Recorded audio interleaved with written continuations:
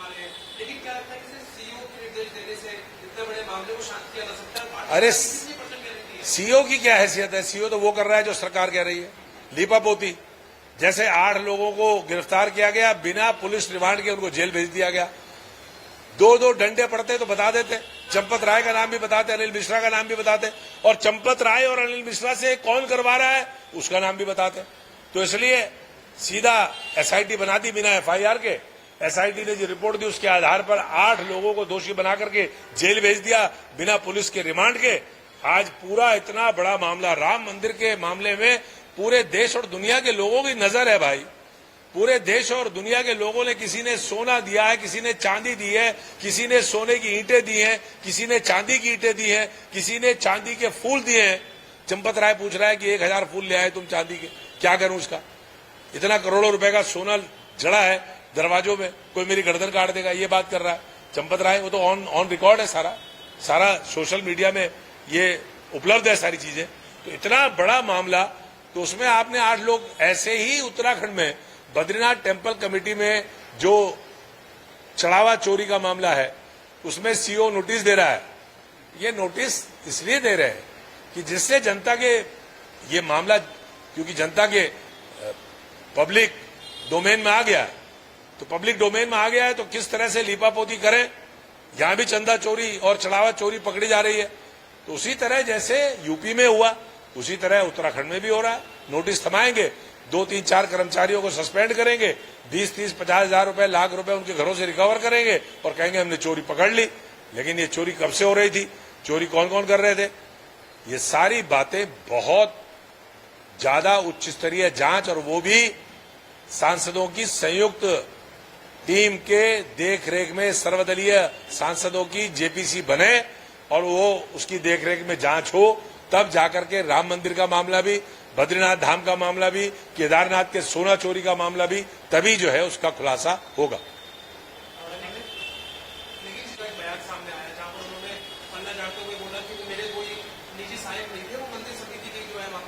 चंपत राय ने तो पल्ला झाड़ लिया कि मेरे साथ विश्वासघात हुआ।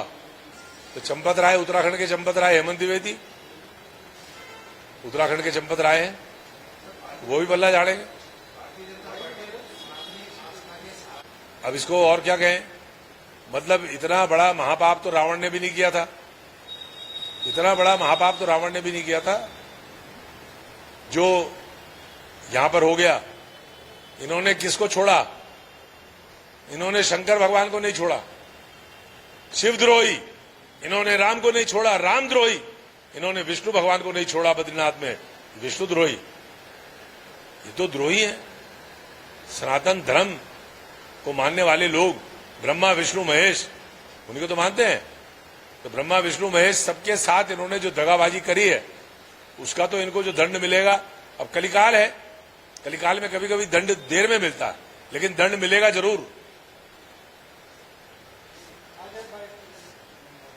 पहला विषय है कि भारतीय जनता पार्टी और भारतीय जनता पार्टी की सरकार प्रदेश में जश्न मना रही है। हमारा सवाल यह है कांग्रेस का, किस लिए जश्न मना रहे हो?